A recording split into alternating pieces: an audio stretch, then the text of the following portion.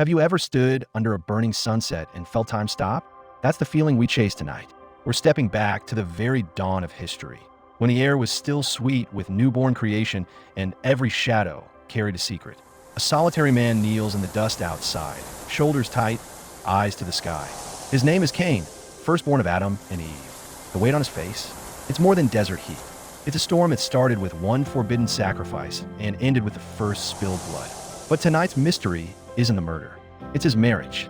If Adam and Eve were the only parents of humanity, where did Cain get a wife? Yeah, you felt that jolt, right? Scripture gives us the crime, the curse, even the mark. Yet when it comes to Cain's bride, the record falls silent, like a candle snuffed out mid-prayer. So let's light every corner of that silence. For 1,000 words, this first chapter will paint the scene so clearly you'll smell the sun-baked clay and hear the distant bleating of Abel's flock. And by the end, you'll be ready to push deeper, section by section, until the truth steps into the light. The world at the start was more garden than globe. Rivers braided through emerald valleys. Fruit hung heavy enough to bend branches. Birds painted sound across the sky.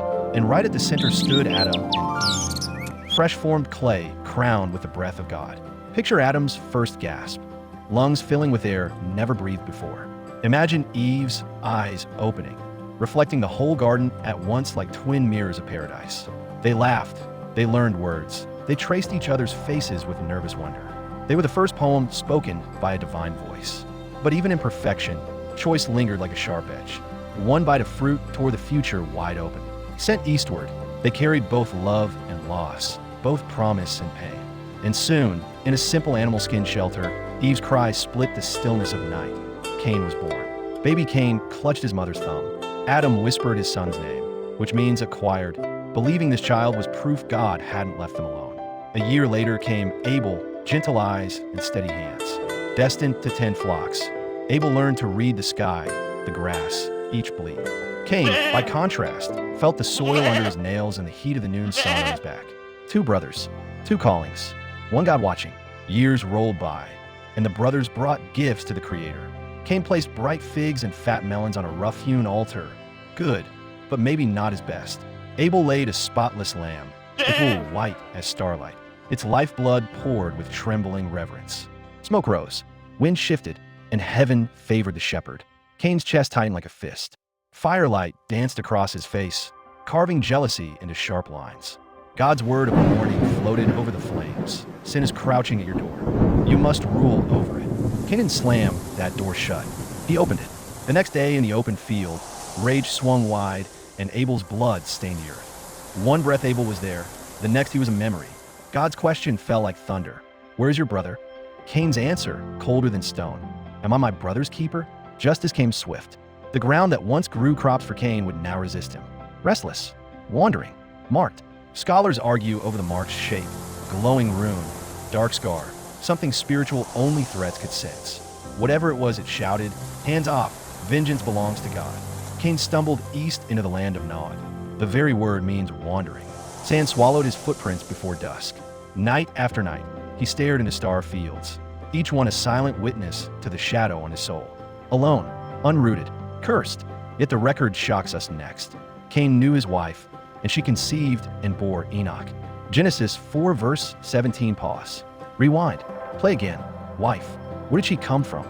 How did a branded wanderer find companionship, let alone father a future city builder? Cain's unnamed wife steps into our story like a ghost from the dark. She dries her hair after a desert river bath, ties it with leather, and looks at Cain with cautious hope. But Scripture never tells us her name, her parents, her journey. It leaves only questions echoing in the hot night air.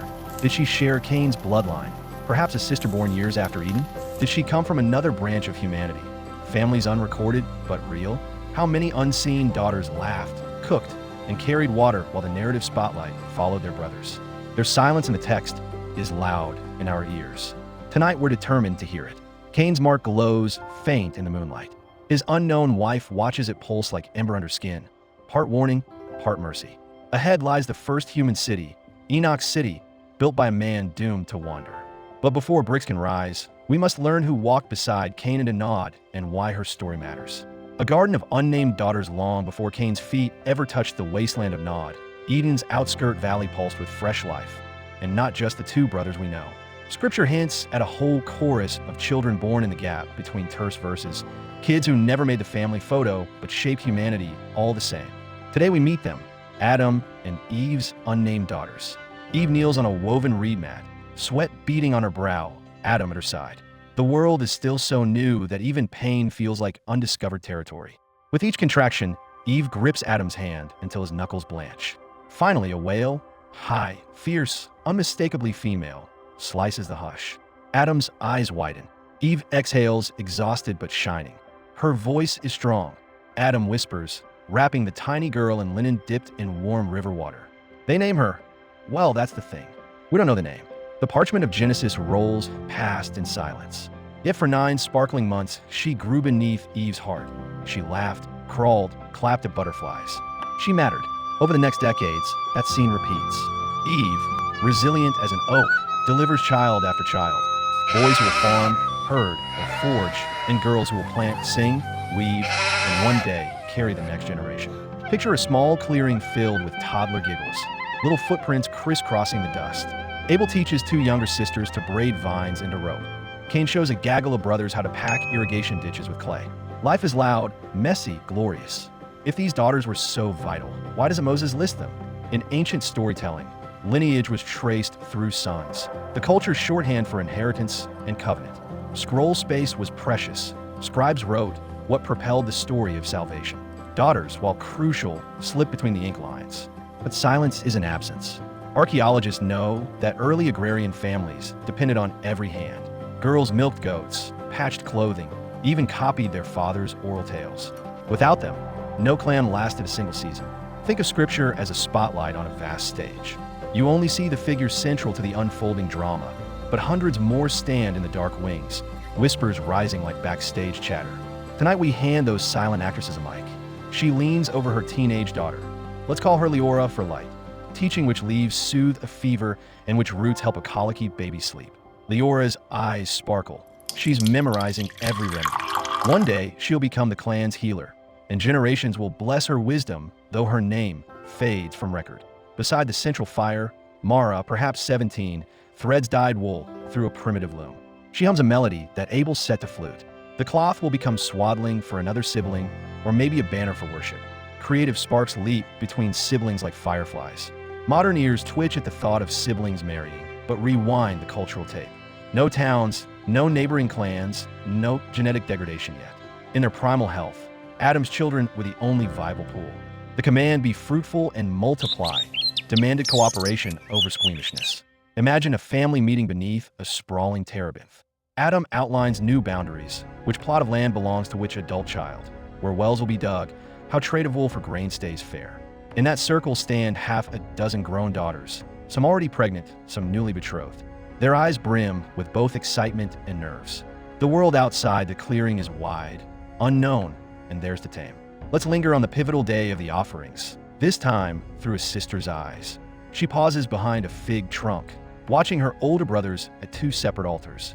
The smell of sliced lamb fat drifts toward her. Abel's face is serene, tears of gratitude streaking his cheeks. Cain's jaw is clenched, knuckles white around a bundle of barley stalks. Talia bites her lip. She loves both brothers, yet even she can see the difference. Abel's lamb is the flock's firstborn, flawless. Cain's produce, though decent, isn't the ripest he harvested yesterday. She whispers a prayer, no scroll records. Lord, look also on Cain's heart. Teach him. Seconds later, the smoke of Abel's altar curls heavenward like a welcomed perfume. Cain's smoke hiccups, tumble sideways, then pools low unwanted. Talia feels the ground of family unity tremble under her sandals. Abel's murder shatters the camp like a pottery jar. Sisters wail. Eve's sobs echo over the hillside. Youngest child, Azura, hides under a goat hide tarp, covering her ears. Nights fill with unanswered questions, but life, relentless, forces them forward. Fields still need hoeing, water needs drawing, babies need rocking. The daughters shoulder the tasks while grief hollows their eyes. They adapt because survival leaves no space for paralysis. Cain's sentencing arrives like a dust storm. When the mark appears, some radiant ripple across his skin. Leora reaches out, almost touches it, then pulls back. It glows under moonlight like the ember of a campfire that refuses to die. Adam announces Cain must leave at dawn. Sisters pack satchels, dried figs, cured meat, 2 clay water flasks. Mara slips a braided leather cord into Cain's hand, a token of home, even in exile. None of them know if they'll ever meet again. Maybe it's Awan, maybe Talia, maybe another name lost to time.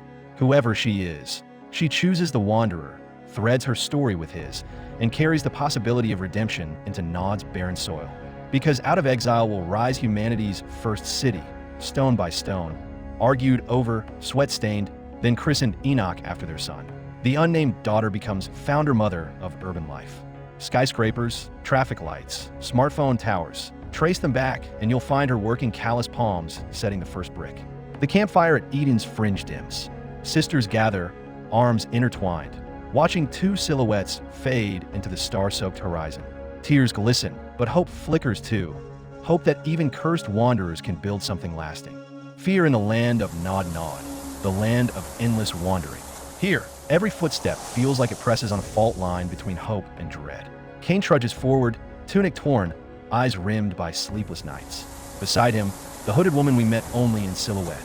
Awan keeps pace. Her cloak snaps in the wind like a battle flag. On some mornings, Cain swears he hears Abel's dying gasp carried on the desert wind. It's a phantom sound, a memory that won't bury itself. Each gust of sand lashes his face like a whispered accusation. Where's your brother?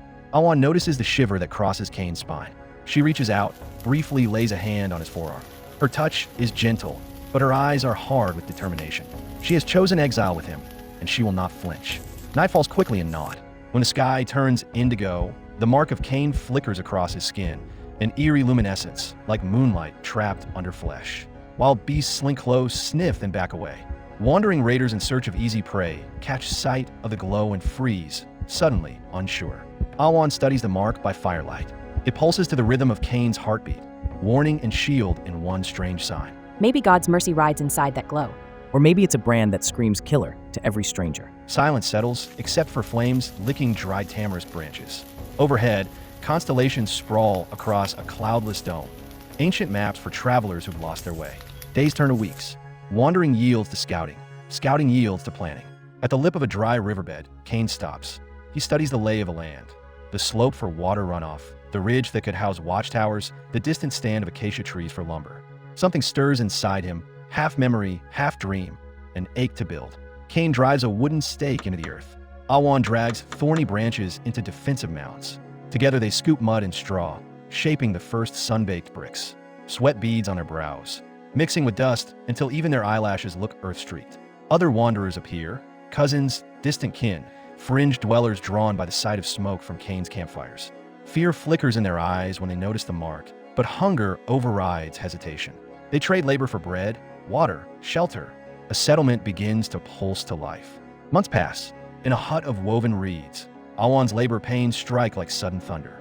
Cain paces outside, heart hammering louder than the mid-afternoon cicadas. At last a wail erupts, strong, defiant. A son. Awan cradles him, cheeks wet with relief. His name will be Enoch, dedicated. And with that word, the settlement gains a name too, Enoch City. Foundation stones are laid, each one a prayer that history can be rewritten. But peace is a fragile newborn. Rumors drift in with traveling traders. Talk of cousins still loyal to Abel's memory, nursing vengeance.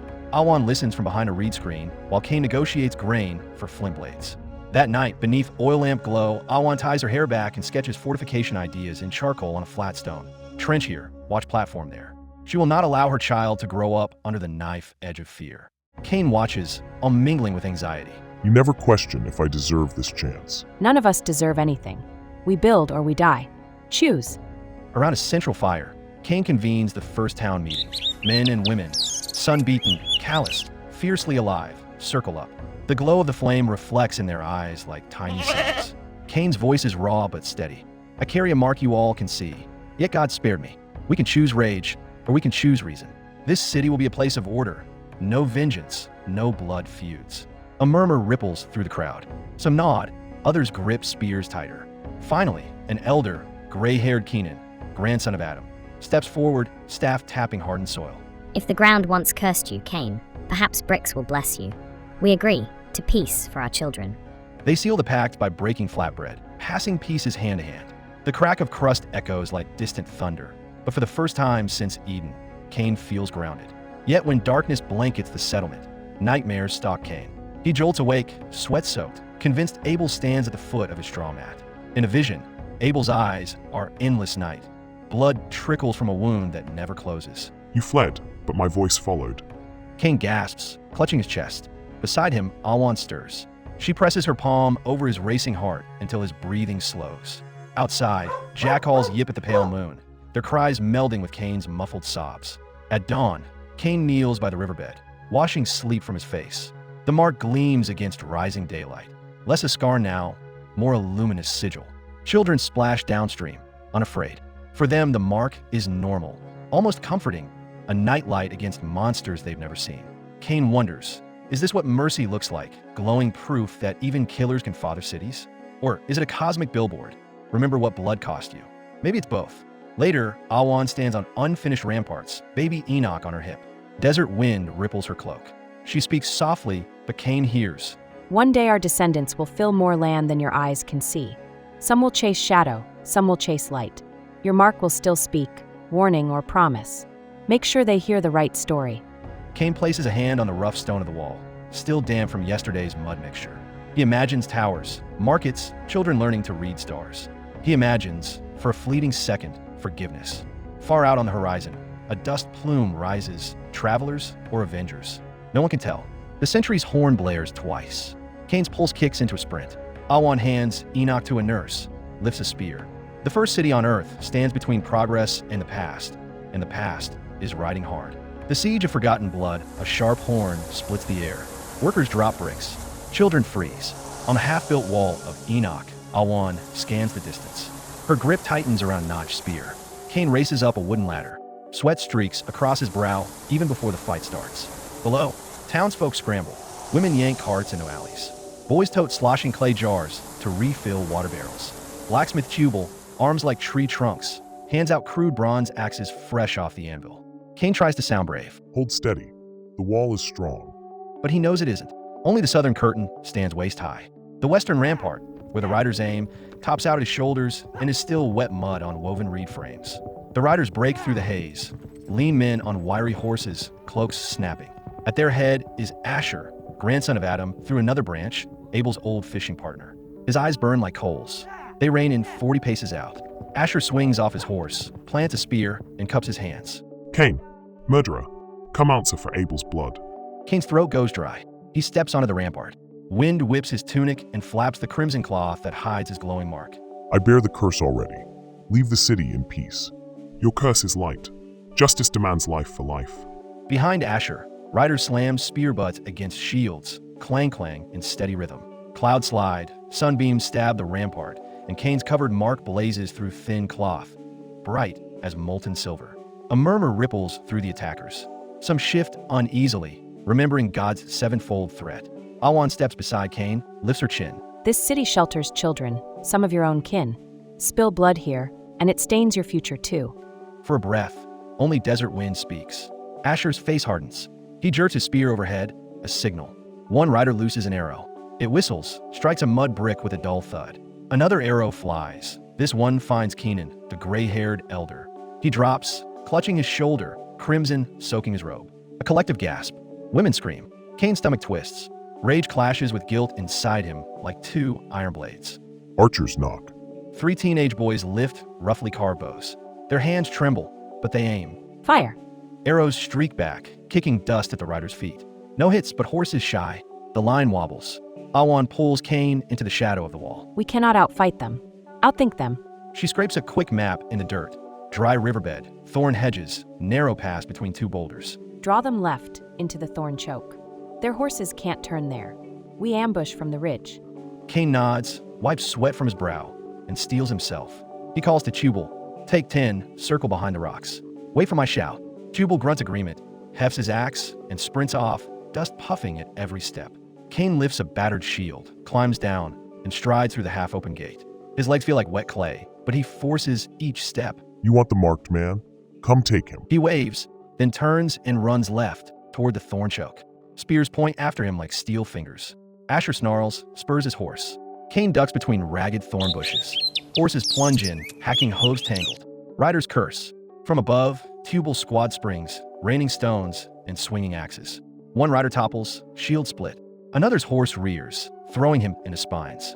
Chaos explodes, dust, screams, snapping branches. Asher breaks free, spots Cain, and charges on foot, spear leveled. Cain's heart hammers. He grips a short blade, but hesitates. I have already killed once. At the last second, Awan tackles Asher from his side. Both tumble into red sand. Her spear point pins his tunic to the ground. Enough. Abel's blood won't be healed by more. Breath ragged, Cain stands over them. Asher's eyes flick to the glowing mark, then back to Cain's blade hovering inches from his throat. Do it, brother killer. Prove nothing's changed. Cain's grip trembles. The desert seems to hold its breath. Memories flash, Abel's lifeless eyes. Eve screams. The curse pronounced. Baby Enoch's first smile. Cain drops the blade. No more graves. Not today. He grabs Asher's spear, snaps it over his knee, and extends a hand. Asher's face twists, shame, anger, maybe grudging respect. He takes the hand. Cain pulls him up. By dusk, both sides bind wounds around shared fires. Water skins pass from hand to hand. Kenan, arm in a sling, prays aloud. May the God of our fathers teach us to trade justice for mercy. Asher whispers to Cain while the fire pops. I came for revenge. You gave me a city instead. I will speak for you among the clans, but the debt isn't forgotten. Cain nods.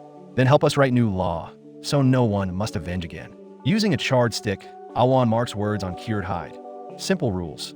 No blood vendettas, shelter for strangers, sevenfold penalty for murder. They call it the Covenant of Enoch. A hush falls after the last stroke. Somewhere a baby coos. Cain looks up at the sparkling sky. Abel, I hear you. Let this be the answer. The mark on his skin pulses once, bright, then calm. Far across the plain, lightning forks in a cloudless sky. An omen? A promise? Tomorrow dawns with new laws, but also new eyes watching from the darkness. Eyes that belong not to Cain's line, but to another son of Adam, Seth, whose story is about to intersect the city's fate. Seth's line, a whisper of worship while Cain's city patches wounds behind mud brick walls. Another branch of Adam's family thrives in rolling green foothills. Here lives Seth, third son of Adam and Eve, born after Abel's blood darkened the soil. If Cain's mark glows like warning fire, Seth's life glows like a lantern of hope. Kids chase each other between drying animal skins. Women braid woolen accords. Men sharpen shepherd staffs on flat slate. Above it all stands Seth, broad-shouldered, calm, silver beginning to pepper his beard. He carries the quiet gravity of a man who has heard his mother's grief stories and chosen peace over rivalry. If Cain forged the first city, Seth forged the first community of worship. The night Seth was born, Eve cradled him under a blanket of starlight and wept, not from pain, but from relief. God has appointed me another seed instead of Abel. Those words carved purpose into Seth's marrow. From childhood, he listened for God's breath in every wind shift. While cousins argued over pasture lines, he built stone markers that pointed toward heaven like silent prayers. Seth sprinkles fresh grain on the altar. Crackling embers release a nutty aroma. Village voices rise in unison, chanting a three-note refrain older than language. A ram's horn shofar blasts, echoing off distant cliffs. This is no aimless ritual. It's yearning crystallized. These people long to bridge the gap Eden's gates once spanned. A travel-stained boy gallops in a camp, sand caked to his tunic. He dismounts near Seth's tent, panting. City of Enoch fought off blood avengers. Cain spared lives. They forged new law. The congregation hushes. Some faces tighten. Memories of Abel's laughter still bruise the heart. Others exchange hopeful glances. Mercy from a murderer? Maybe curses can turn corners after all. Seth strokes his beard, eyes narrowing in thought. A law without God's breath may crumble, but a heart turned, even once, can spark revival. That evening, Seth kneels beside the communal fire. Sparks spin skyward like tiny comets. He closes his eyes, and the world tilts. The valley floods with golden light. A winding stair of flame rises, connecting earth to an unseen throne. From the stair, a voice, "Call upon my name, and men will remember." Seth jolts awake, heart hammering. He notes every detail on a clay tablet. Lines of proto-script scratched with a bone stylus. At dawn, he gathers the tribe. Steam curls from clay mugs of goat's milk broth as the chill burns off. I saw a fire stare. The Holy One bids us call his name and teach others. He lifts the shofar. Its cry rolls across fields, beckoning neighbors spread miles apart. Within days, kin from wandering tents drift in, Seth's cousins, nieces, nephews. They pitch shelters until the meadow resembles a living tapestry of striped roofs. Scripture will later note, then men began to call on the name of the Lord. This moment, right here, is the spark. Among the new arrivals is Enoch, Seth's firstborn, a wiry 20-year-old with bright, questioning eyes. He strums a lyre strung with twisted gut, composing melodies that weave sorrow and awe. The tune spreads through campfires like wind-carried seeds. Even toddlers hum it while chasing fireflies. But growth brings tension. Scouts report that Cain's westmost farms push towards Seth's valley. Land, once endless, is shrinking. Seth steps to a ridge overlooking the plain. In the distance, he spots Enoch's outer fences flashing in sunset. Lanterns glitter like amber beads. Blood once split us. Worship can mend us, or conflict will repeat. We must go. Go to Cain's city. Some gasp, walk into the murderer's gate, but Seth's conviction is iron. They assemble a delegation. Seth, Enoch with his lyre, 3 elders carrying peace tokens, fresh wool, jars of honey, slabs of cedar resin. They travel light but purposeful. Feet crunch over gravel trails. Night campfires flicker beneath blank desert sky. Enoch plays gentle chords that keep scorpions and fear at bay. In the distance, occasional lightning silhouettes the city walls, an omen carried from Section 4. On the 6th sunrise, Enoch's ramparts loom ahead. Sentries tense until they spot wool gifts and raised empty hands. A gate screeches open. Cain steps out, spear but planted, mark glowing faint in morning haze. For one breath, silence locks them all. Cain's eyes, as if seeing a reflection, land on Seth. Nostalgia, guilt, longing flick across his face. Brother. Brother. They embrace, awkward, armor of years cracking. Gasps ripple along both entourages. They sit beneath a broad fig tree inside the city square. Children peek from behind tool racks. Women pass watered wine. Enoch strums background chords. Awan joins, baby Enoch toddling at her feet. She studies Seth, reading lineage in the curve of his jaw. You carry Eve's eyes. Seth smiles sadly. She still wakes, crying Abel's name. But she prays for you, Cain. Cain swallows, throat tight. All afternoon, words flow, land boundaries, trade routes, joint festivals. But as dusk smears the sky scarlet, Seth stands and speaks the vision. We won't survive on laws alone. We must anchor them in worship. Let the city join the valley at each new moon. Call on the Maker together. Awan nods, hope sparking. Cain hesitates. Memories of altar, smoke, and rejection twitch in his gut. Will the Lord accept grain from these hands? He already accepted your mercy. Offer what you have. Let the Almighty judge the heart. Cain's eyes shimmer. First-time tears have dared surface since Abel fell. Trumpet-bright stars pierce twilight. On the horizon, unseen by either camp, dark clouds coil, a brewing storm that will one day flood the earth. Lightning forks silently, as if heaven sketches a warning nobody yet understands. Seth lifts his eyes, senses something is shifting beyond the peace they just inked. He squeezes Cain's shoulder. A greater trial is coming. We must be ready. When thunder speaks, the rise of Enoch's worship, Cain walks at the front, mark hidden beneath a patterned sash. Beside him strides Seth, staff in hand. Behind them, Awan carries baby Enoch. Enoch plucks his lyre, letting a hopeful melody ride the cool breeze. The column winds through psalm-green meadows until it tops a ridge overlooking Seth's camp.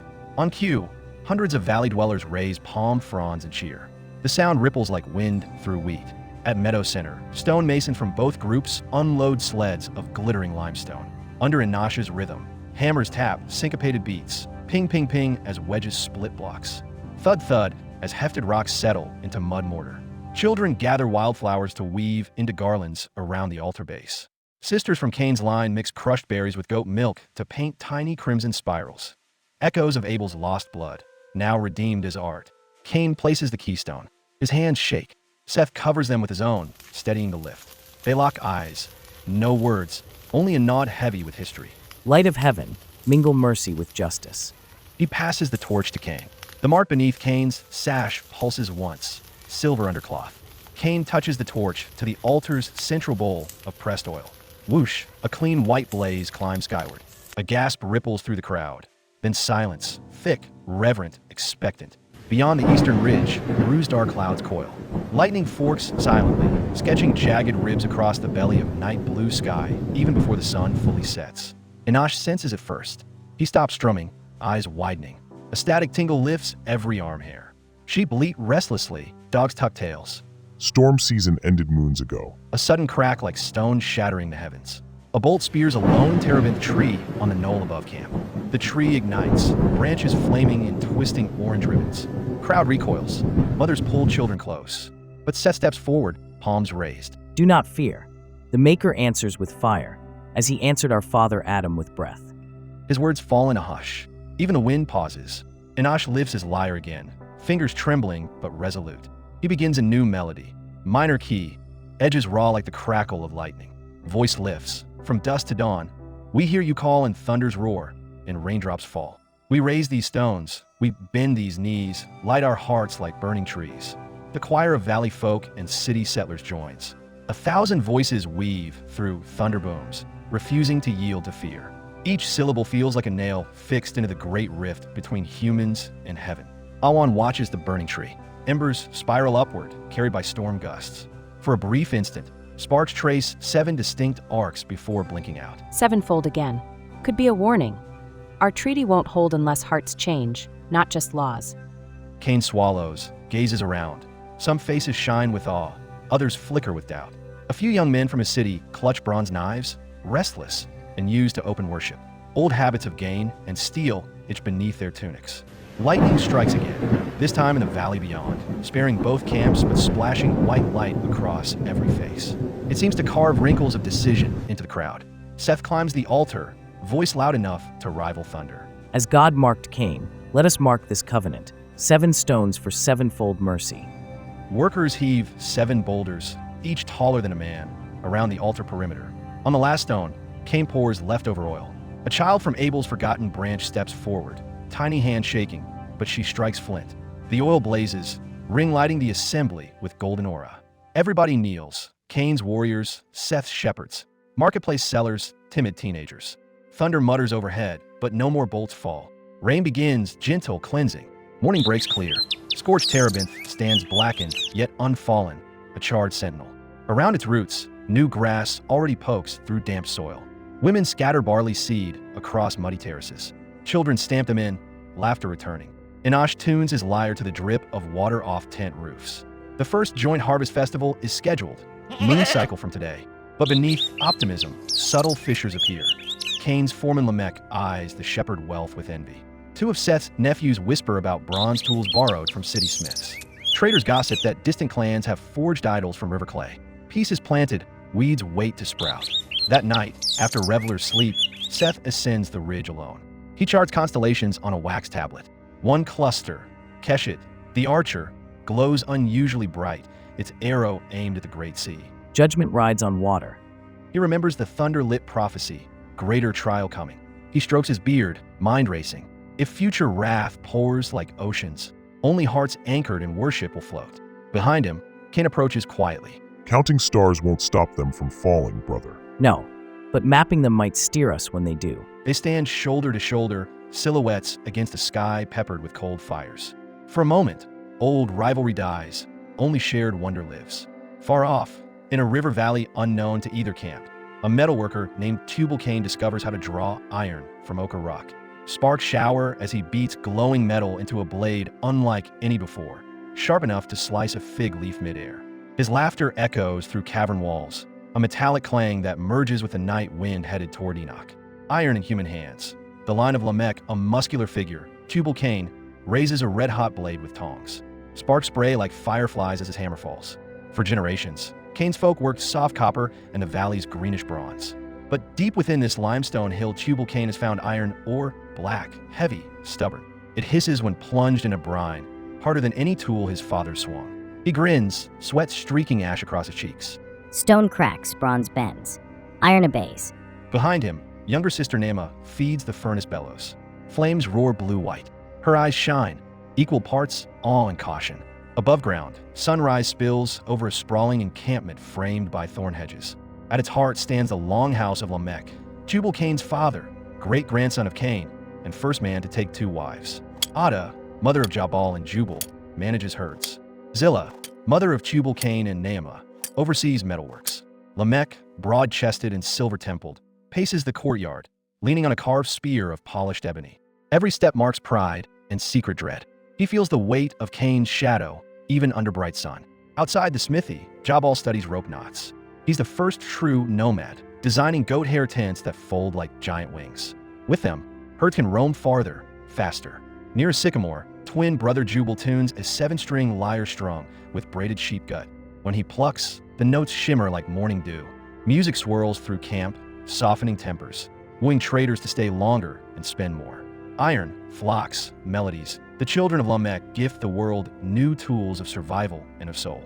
But every gift casts a shadow. A dust-covered scout gallops in from Seth's worship meadow. He bows low before Lamech. Seth's people build stone granaries, and Cain himself prays beside them. They share iron rumors, my lord. Lamech's jaw tightens. If Seth's tribe learns to forge, his own edge will dull. He turns toward the cavern path where hammer blows still echo. Tell the forge, double the blades. We trade first, we rule first. The scout rushes off.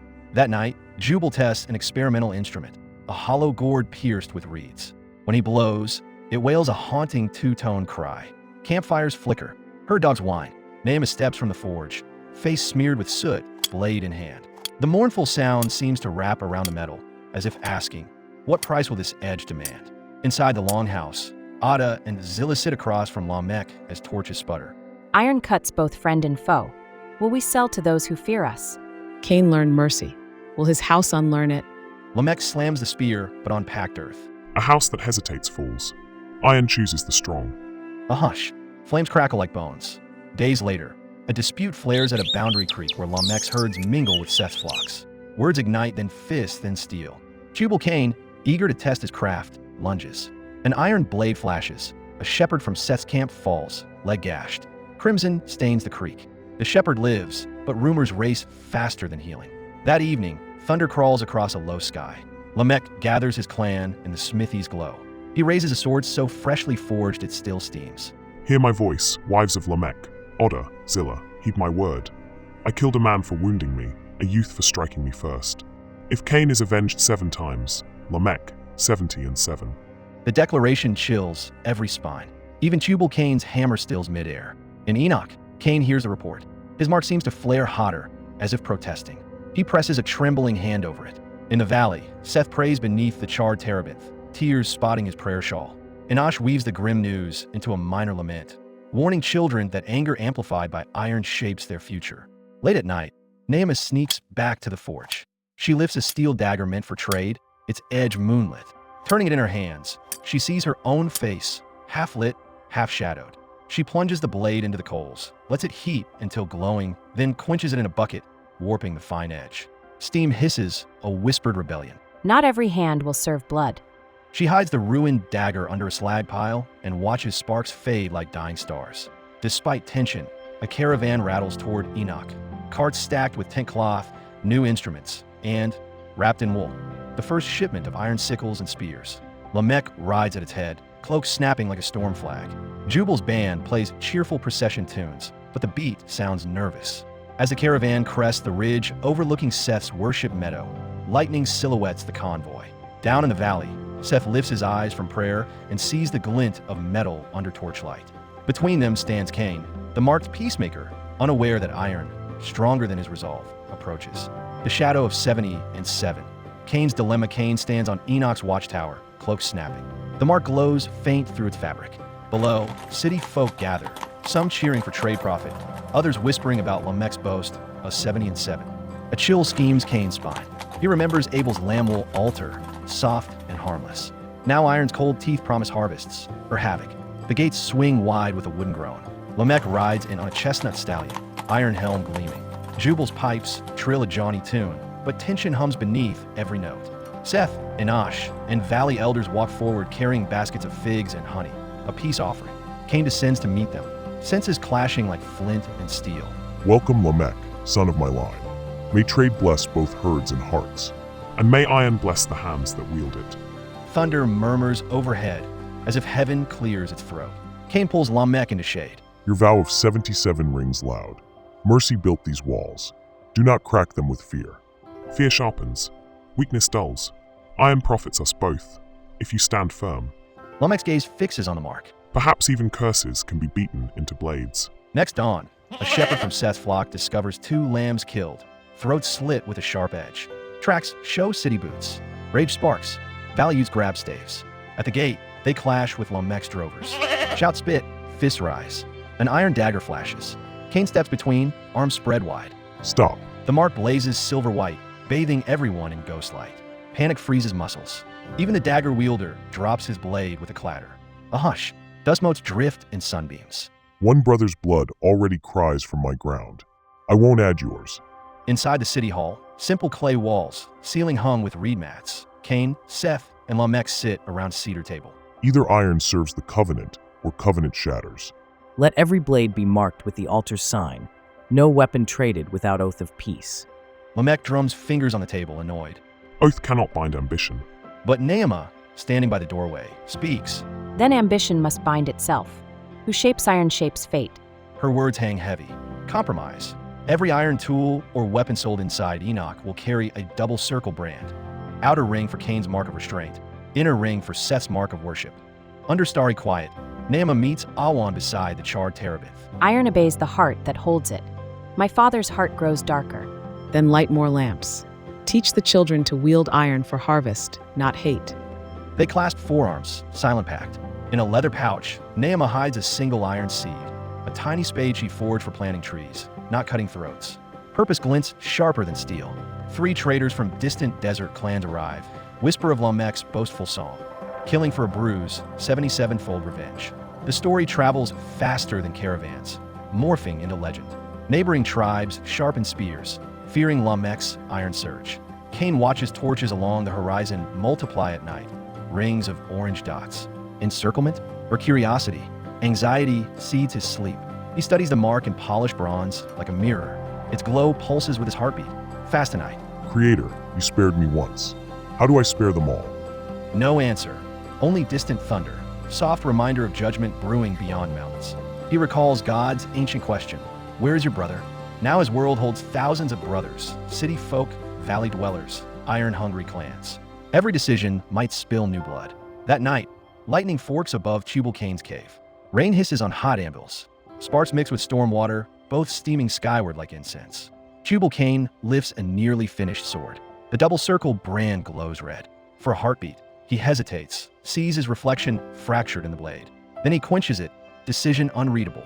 Dawn, a lone rider from a northern tribe, spurs into Enoch. Prepare. Sons of Ired march, hundreds. They claim iron brands mock the old vow. They come to test its edge. Breathless.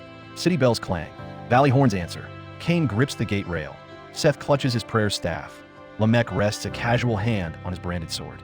Storm clouds mass on the horizon, dark as spilled ink, while the mark of Cain begins to glow like molten silver, brighter than ever before. War or worship?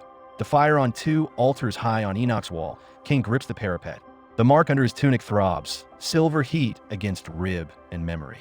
Seth stands beside him, prayer staff planted like a sapling in cracked stone. Lamech lounges a pace back, iron helm cocked, smile thin. A hush spreads through the city streets below. Pots stop clanging, children stop playing, even goats freeze as if listening.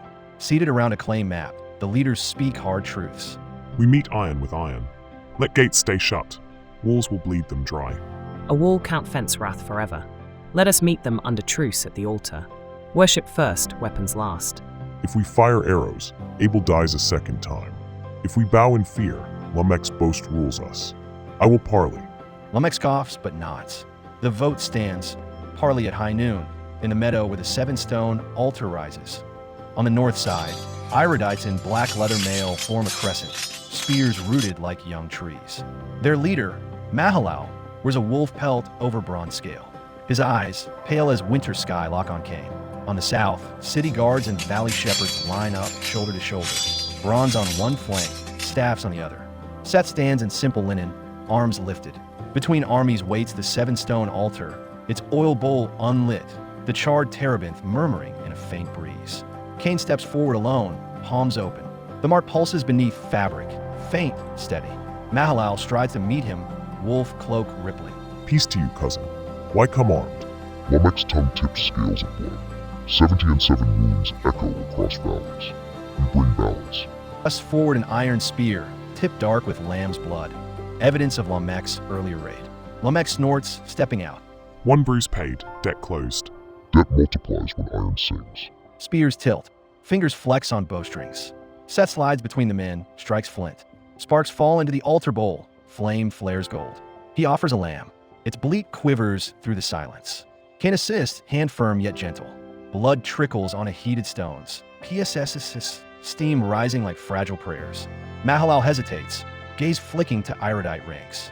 Then he signals, His priest brings a bull calf, muscles quivering beneath soot-dark hide. They lay it on a second stone mound hastily built 20 paces north. 2 fires now, twin pillars of smoke. The meadow fills with a mixed scent of cedar, myrrh, and new blood. Drum still, wind speaks. While priests chant, Naamah and Awan distribute the children's reed mats. Iridite youths accept them reluctantly, noticing doves and olive branches painted in berry dye. Mahalalel studies the mat in his hands, peace offered by little fingers. His jaw works. Behind him, warriors shift, waiting. Lamech senses hesitation, steps closer, brandishing sword. Iron in your fists, yet you pray like sheep. Mahalalel's eyes flash. Spears lower an inch. Tension crackles. Cain throws his cloak aside. The mark blazes, bright as molten silver. Gasps ripple through both ranks. By this sign, sevenfold vengeance is God's alone. Lower weapons. Lightning forks overhead. Thunder stamps its seal. For a heartbeat, everyone obeys instinct. Heads bow, knees dip. But one iridite archer, Tirzah, young, angry over a brother's wound, lets fear twist to fury. She looses an arrow at Lamech. The shaft whistles, flashing in sunlight. Naamah sees it first, shoves Lamech aside. The arrow grazes her arm. Crimson beads bloom. The spell shatters. Iridite spears surge. City shields rise. Valley shepherds cry out. War or worship? The line snaps. Battle erupts in sharp bursts. Bronze axe meets iron spear. Clang sparks scatter. Shepherd staff hooks shield rim, yanking a warrior flat. Jubal's flute falls, crushed, its last notes squeaking underfoot. Seth kneels at the altar, palms on burning stone, praying aloud even as dust chokes his lungs. The flame behind him flares higher, licking sky, as if answering. Cain wrests a spear from an attacker. Instead of stabbing, he cracks its shaft, throws the halves aside. He bellows. Enough. Remember the mark. Some iridites falter, uncertain, but others press on, eyes wild. Bleeding but unbowed, Naamah rips linen off her hidden plow tips. She slams one iron seed into the soft, blood-soaked earth beside the altar. Plant life, not death. She hands plow tips to valley adolescents. They hammer them into dirt like tent stakes. Tiny sparks jump, iron meeting stone. The sight pauses a few fighters, young ones, eyes torn between rage and revelation. Through dust, Awan hears a lamb's frantic bleat. One escaped the slaughter, now trapped between clashing shields. She dives, scoops it up. Its white fleece stains red where it brushes her cut arm. Holding the trembling creature high, she cries. Blood once spilled birthed this fight. Spare what life remains. Her voice cuts through clangor. Iridites nearest freeze. A lull spreads like ripples across a pond of turmoil.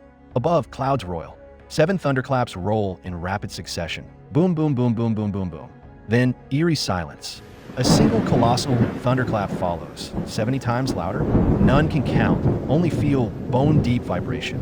Rain bursts forth, sheets of silver hammering helmets, extinguishing torches, hissing on hot blades. Mud sucks at sandals, footing falters. Spears lower, not in surrender, but in confusion. Seth rises from prayer, water coursing down his beard. Heaven speaks. Mercy floods. He lifts the lamp. Lightning silhouettes man and beast against charcoal sky. Warriors look up. Some kneel. Cain raises palms. The mark glows brighter in rain. Silver halo against dark clouds. Heaven speaks. Mercy floods. One by one, iron and bronze clatter into mud. Tirzah, the archer, kneels, tears mingling with rain on her cheeks. Lamech's sword lowers. His breath steams in the chill. Mahalalel bows head, wolf cloak drooping. Seth sets the lamb on the ground. It shakes water from fleece alive. Smoke from the twin altars mixes, forming one column twisting skyward, straight into the storm's heart. As lightning recedes, a distant roar rises. Not thunder, but rushing water beyond the northern ridge, deep and relentless. Scouts race up the slope, return wide-eyed. River swells, banks breaking. A flood comes. Faces turn to Seth. Vision finally unveils itself. He grips Cain's wrist. The trial on water. It starts now. In a valley below, campfires sputter out. On Enoch's wall, torches drown. The first brown wave snakes across the meadow, swallowing discarded spears. Deluge of mercy. The last covenant city bells clang, muted by heavy rain. Valley shepherds herd shivering lambs toward higher ground. In the Forge district, molten iron hisses as cold water surges through doorways. Cain and Seth sprint along the half-built levee, lightning strobing around them. Walls won't hold this. We need the ridge. And hearts that hold together. They reach the 7-stone altar. Water laps at its base, washing away soot. Seth plants his staff in the swirling current, an anchor of faith. Torch-carrying runners fan out across Enoch streets, and Seth's tent rose, calling families to the ridge.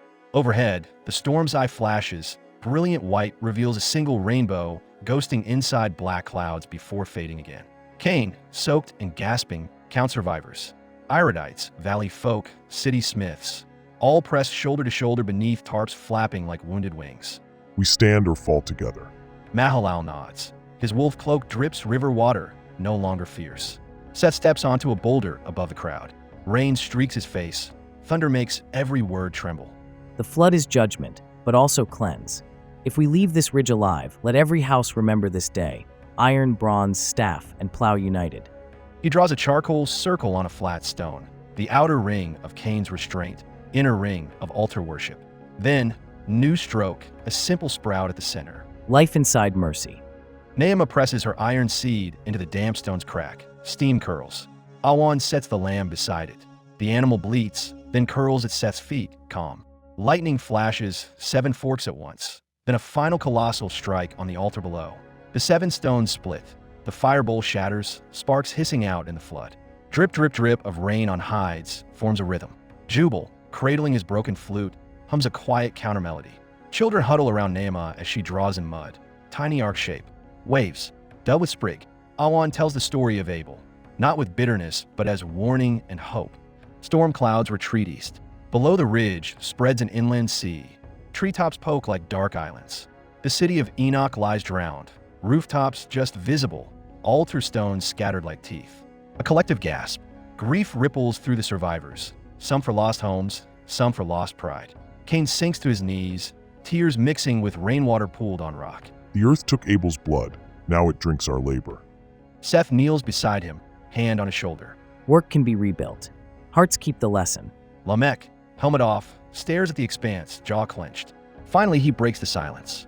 77 blades could not cut that water. Aya was blind. Drops his sword into the flood below. It sinks without a ripple. One by one, warriors follow, iron clanging into the deep. Days pass. Waters recede inch by inch, leaving black silt rich as oil. Naamah directs teams, driving her salvage plow tips into soft earth. Children scatter barley seed, saved in wax pouches. Green shoots emerge, life's stubborn whisper. Mahalalel and his Iridites build reed rafts, ferrying stranded goats from hilltop trees. Valley shepherds trade wool for iron hoes. Craft becomes collaboration. On the 7th day, Seth leads a Thanksgiving at a crude stone circle on the ridge. No animal blood, only fresh grain loaves baked on hot rocks, broken and shared. As the sun dips, a warm wind curls up the slope. The lamb by Seth's side lifts its head. A hush falls, even insects still. No thunder, no command, just a gentle echo that slides into every ear. Goosebumps ripple through the crowd.